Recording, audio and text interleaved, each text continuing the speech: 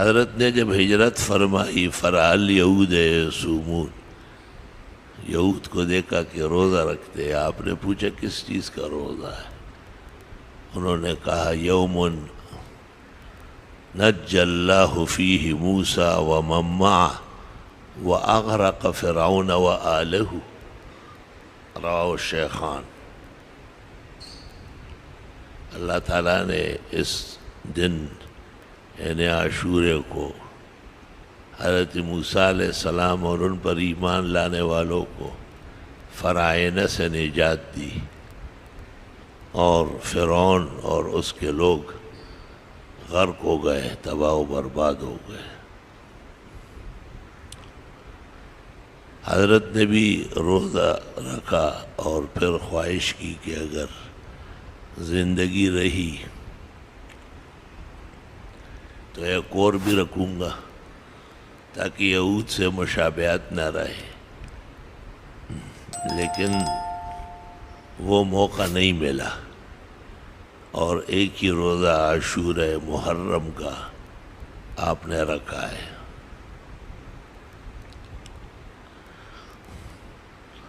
اکثر ائمہ حدیث کے ہاں عاشورہ محرم کا روزہ رکھنا سنت طریقہ ہے، اور اس سے ایک دن پہلے یعنی 9 عاشورہ یا ایک دن بعد 11 عاشورہ یہ مستحب ہے. بعض علماء کا خیال ہے کہ اگر 9 اور 11 نہ رکھے تو 10 کا بھی نہ رکھا جائے، لیکن یہ رائے کمزور ہے، کیونکہ خود حضرت صلی اللہ علیہ وسلم نے عاشورہ محرم ہی کا روزہ رکھا ہے، اور 9 اور 11 کا موقع نہیں ملا، اس سے پہلے ہی وصال ہو گیا.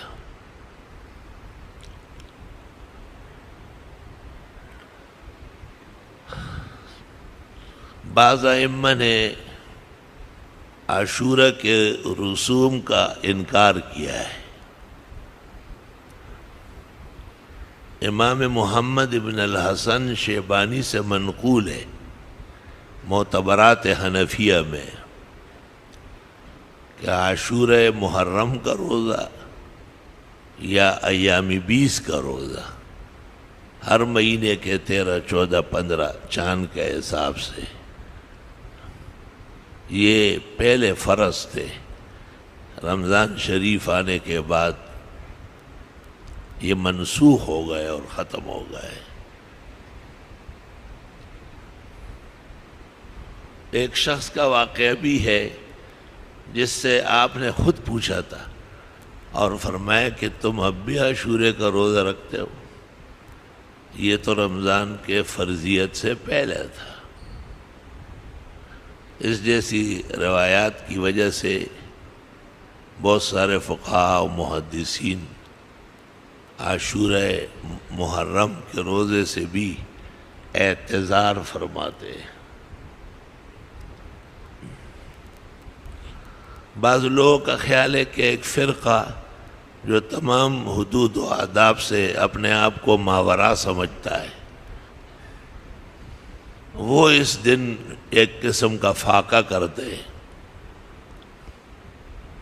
تو وہ روزے کی مناسبت ان کے ساتھ ہے اس لیے نہ ہو. لیکن یہ بات بھی اکابر فقہاء و محدثین کی پسندیدہ نہیں ہے. لا یترک المعروف لأجل المنکر کصلاۃ الجنازہ لأجل النیاحہ. تو ایک قول فقہاء و محدثین کا یہ ہے کہ رمضان شریف کا روزہ جب سے فرض ہوا ہے، پھر عاشورہ محرم یا ایام 20 ہر مہینے کے 13، 14 اور 15 ان دنوں کا روزہ بھی منسوخ ہو چکا ہے.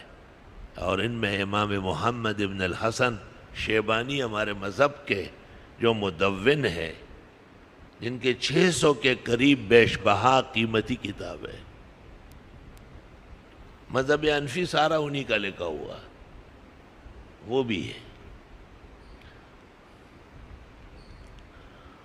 اور بعض علماء نے ان احادیث سے جن میں ہے من وسع علی عیالہ یوم عاشورا وسع اللہ رزقہ سنتاً او کما قال،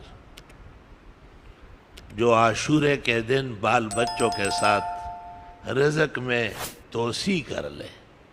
بھئی آج سب بچوں کو آئس کریم کھلانا ہے، آج سب لوگ بریانی اور قورمے اور حلوے پکا لے، آج زیادہ سے زیادہ پھل فروٹ لانا ہے. وسع، عام معمول سے زیادہ وسعت دی جائے. اللہ.